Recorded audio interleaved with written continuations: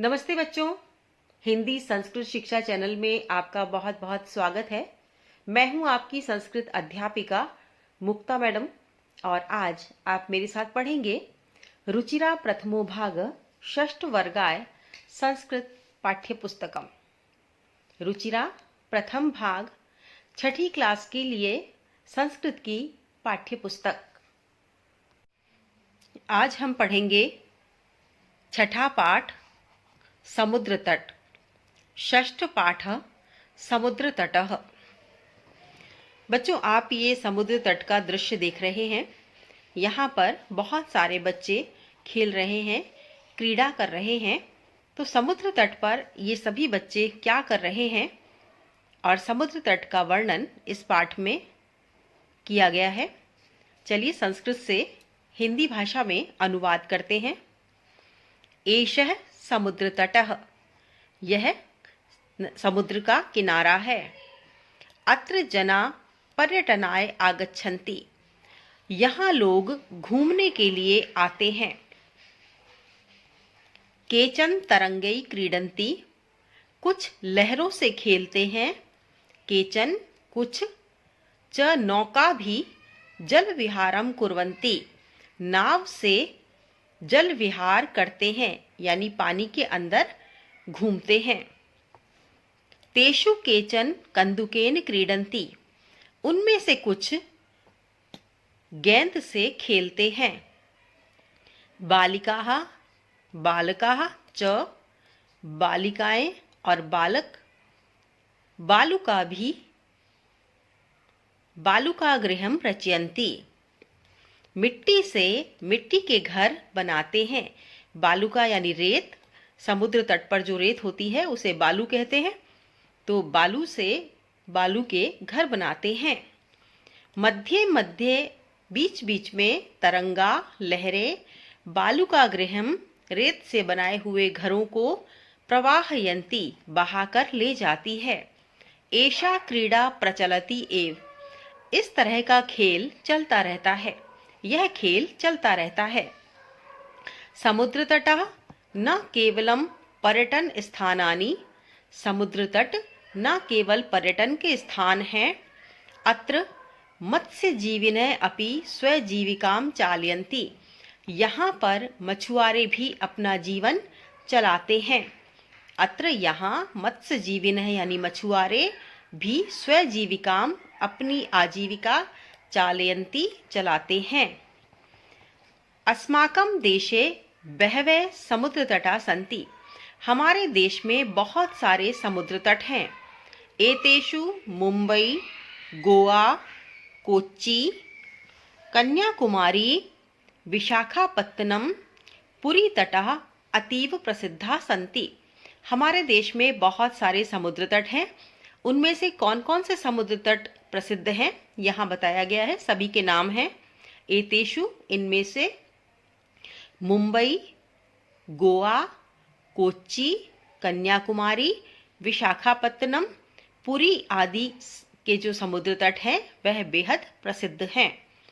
गोवा तटः विदेशी पर्यटकेभ्यः समधिकम रोचते, गोवा के समुद्र तट पर विदेशी लोगों का आना जाना अधिक रहता है। तो गोवा तट विदेशी पर्यटकों को अधिक अच्छा लगता है।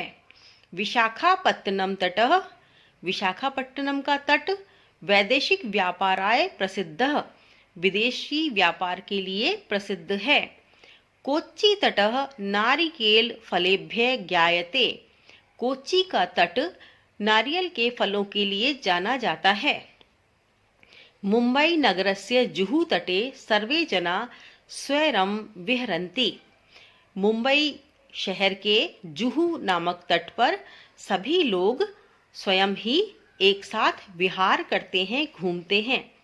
चेन्नई नगरस्य मेरीना तट, चेन्नई नगर के मेरीना तट पर देशस्य सागर तटेषु दीर्घतम, चेन्नई नगर का मेरीना तट देश का सबसे बड़ा सागर तट है।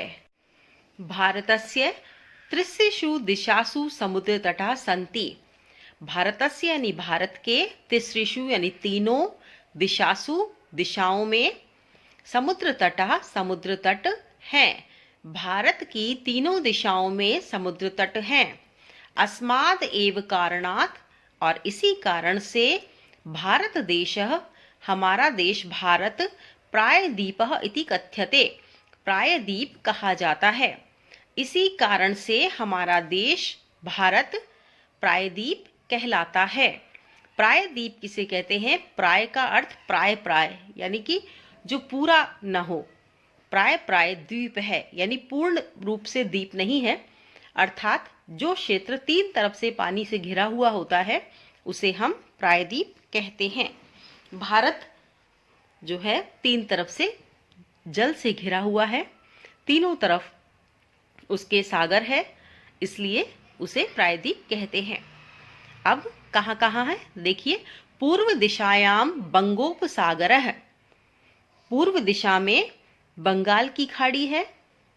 दक्षिण दिशायाम हिंद महासागर है, दक्षिण दिशा में हिंद महासागर है। पश्चिम दिशायाम च अरब सागर है अस्ति, और पश्चिम दिशा में अरब सागर है। एतेषां त्रयाणाम अपि सागराणाम संगमः कन्याकुमारी तटे भवति।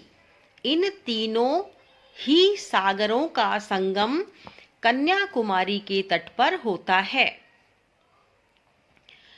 अत्र यहाँ पूर्णिमायाम, पूर्णिमा तिथि को, चंद्रोदय, चंद्रमा का उदय, और सूर्यास्त, सूर्य का अस्त होना च दोनों ही युगपदेव द्रष्टुम शक्यते, दोनों को ही एक साथ देखा जा सकता है। यहाँ पूर्णिमा की तिथि के दिन जिस प्रकार से हमारे कैलेंडर में तारीखें होती हैं, उसी प्रकार से जो हमारे पंचांग है उसमें तिथियां होती हैं, और हम तिथियों के अनुसार ही सभी त्योहार मनाते हैं। तो 15 तिथियां और एक पूर्णिमा, अमावस और 14 तिथियां, इस प्रकार से कृष्ण पक्ष और शुक्ल पक्ष की तिथियां होती हैं, और इसी के अनुसार हमारा कैलेंडर चलता है। तो पूर्णिमा के दिन चंद्रोदय और सूर्यास्त दोनों ही एक साथ यहाँ पर देखे जा सकते हैं। अब हम इसके शब्दार्थ देखेंगे।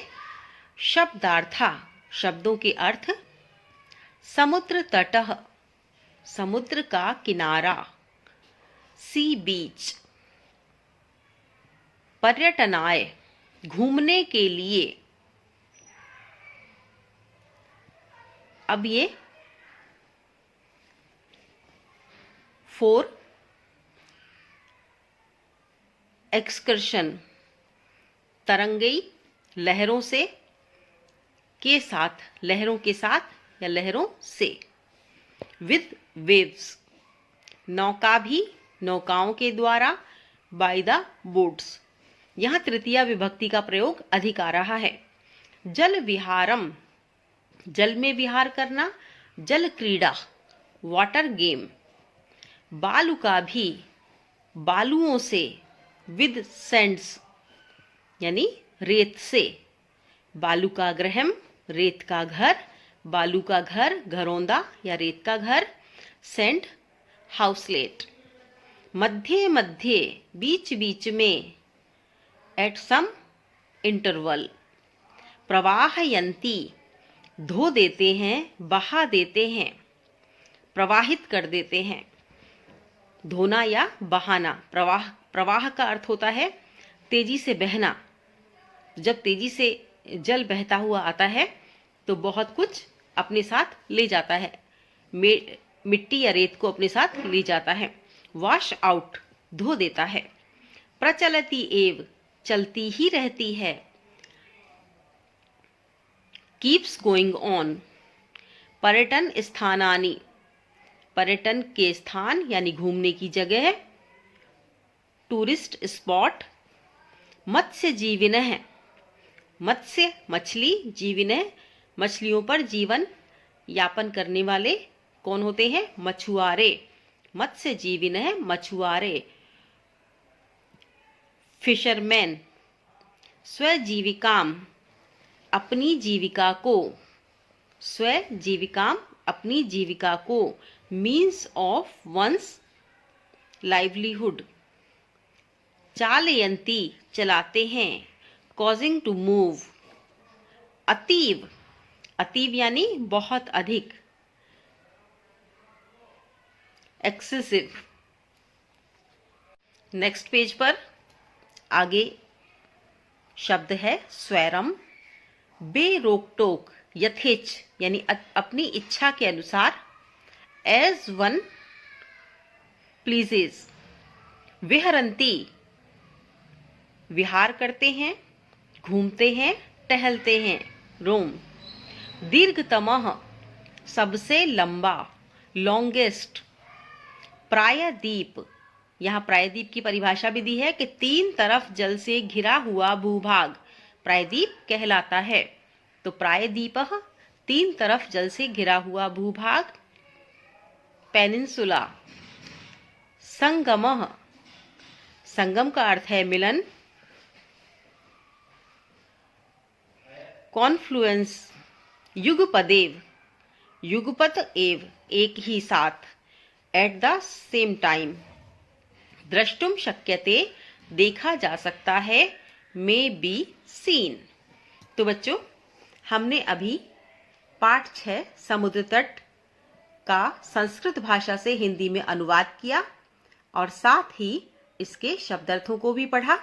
अगले पाठ में हम इस पाठ के प्रश्नोत्तर हल करेंगे।